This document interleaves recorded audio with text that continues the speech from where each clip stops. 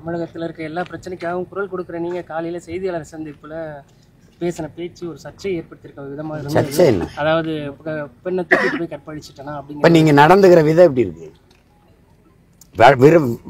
விதம் எப்படி இருக்குன்னு சொல்லுங்க. எப்படி இருக்குன்னு சொல்லுங்க. சர்ச்சைக்குரிய விதம் எப்படி இருக்குன்னு சொல்லுங்க. விருப்பம் இல்லாம ஒரு பெண்ணை கடத்திட்டு போய் நீங்க வலுக்கட்டாயமா புணர்ந்தா தான் வன்புணர்வு வச்சாதான் அது குற்றம். நீங்க விரும்பி படுத்தா அதுக்கு பேர் என்ன? அதுக்கு பேர் என்ன சொல்லுங்க. 15 வருஷமா நீங்க இங்க பாருங்க, 15 வருஷமா நீங்க எல்லாரும் சேர்ந்து என்னையே, என் குடும்பத்தை, என்னை சார்ந்த எல்லாரையும் கற்பழிக்கிறீங்க, வன்புணர்வு செய்றீங்க. எங்க மனநிலை எப்படி இருக்கும்? ஒரு பொம்பளை அவ என்ன சொல்றான்னு நீ தெரியாம நீ பாட்டுக்கு போட்டே இருக்க. நான் இந்த இடத்துல அரசியல இவ்வளவு உயரம் இல்லாம என்னை பார்த்து பயமில்லைன்னா விடுவியா? நீ இவ்வளவு பேசுவியா? நான் சாதாரண சினிமா இயக்குனர், திரைப்பட இயக்குனர். எனக்கு மார்க்கெட் இல்லை, ஒன்றும் இல்லை, படம் இல்லை. பேசுவாளா அவ பேசுவாளா, நீ பேசுவியா? நான் இருக்கிற உயரம் உனக்கு பயம் கட்டுது.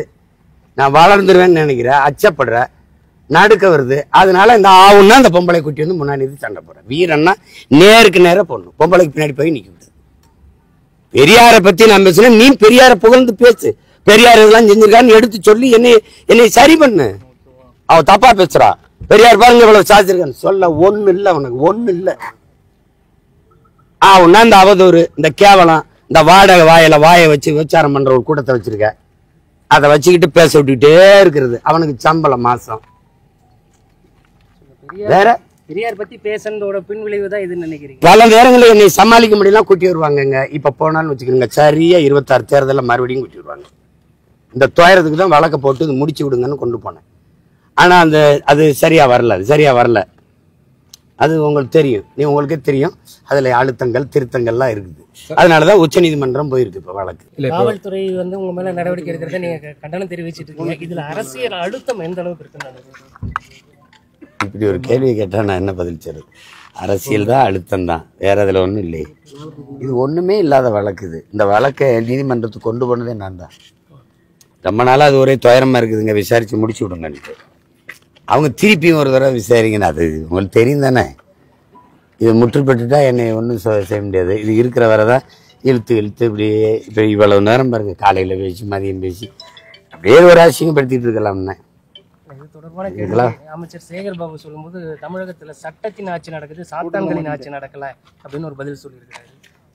இப்போ இதுலேருந்து பொதுவாக பார்க்கும்போது சாத்தானின் ஆட்சி நடக்குதா சட்டத்தின் ஆட்சி நடக்குதுன்னா உங்களுக்கு தெரிஞ்சிடும். சட்டத்தின் ஆட்சி நடக்குதுன்னா அண்ணா பல்கலைக்கழகத்தில் ஐயா அறநிலைத்துறை அமைச்சருடைய கருத்து என்ன? கள்ளச்சாராயம் குடிச்சாங்க விற்று 62 பேரை கொண்டுட்டாங்க, கைது பண்ணீங்க. 90 நாள் வெளியில் வந்து மறுபடியும் சாராயம் காய்ச்சிருக்கான்ல, காய்ச்சிருக்கானா இல்லையா சொல்லுங்க? மறுபடியும் காய்ச்சிருக்காருல்ல. இது என்ன ஆட்சி? இதுதான் சட்டத்தின் ஆட்சியா இல்லை சாத்தான்களின் ஆட்சியா? முதல்ல ஒரு ஒரு ஒரு ஒரு தடவை காய்ச்சி பல உயிர்களை பறி கொடுத்துட்டீங்க, 10 லட்சம் கொடுத்து சரி பண்ணீங்க. அப்புறம் அவன் திருப்பி வந்து அதே வேலையை செஞ்சிருக்கானே, அதே நபரு. அப்ப எந்த துணிவில் காய்ச்சிராமே? அப்ப பயமே இல்லை. அப்ப இது சட்டத்தின் ஆட்சி இல்லை, சாத்தான்களின் ஆட்சி தான். சட்டத்தின் ஆட்சின்னா தினம் பள்ளிக்கூடத்துல தினம் பாலியல் குற்றச்சாட்டுகள், பிள்ளைகள் பாழாகிறாங்கன்னு உங்களுக்கு தெரியுதுல்ல. அதுக்கு நீங்க பாத்தீங்க எத்தனை படுகொலைகள் நடு சாலையில நிகழ்ந்திருக்குது. அது ஒண்ணுமே இல்லை. அந்த சிசிடிவி கருவியில பதிவானது தான்.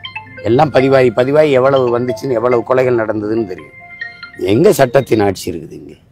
உங்கள் வீடுகளில் புகுந்து அந்த காவலாளியை கைது செய்த இந்த காவல் ஆய்வாளர் மீது நீதிமன்றம் பிடியாணை கொடுத்திருக்கு. அவர் ஏற்கனவே ஒரு வழக்கறிஞரை தாக்கியிருக்காங்கன்னு எப்படி பாக்குறீங்க? இவர் தொடர்ந்து இந்த மாதிரி தான் பண்றாரா இல்லை எப்படி? அதான் இதுதான் இந்த மாதிரி செயல்கள் வந்து இதெல்லாம் அநாகரிகமானது. எங்க வீட்டில் வந்து அப்படி நடந்திருக்க வேண்டிய அவசியம் இல்லை. எங்க வீட்டில் இருக்கிற எல்லாருமே மிகச்சரியா இருப்பாங்க.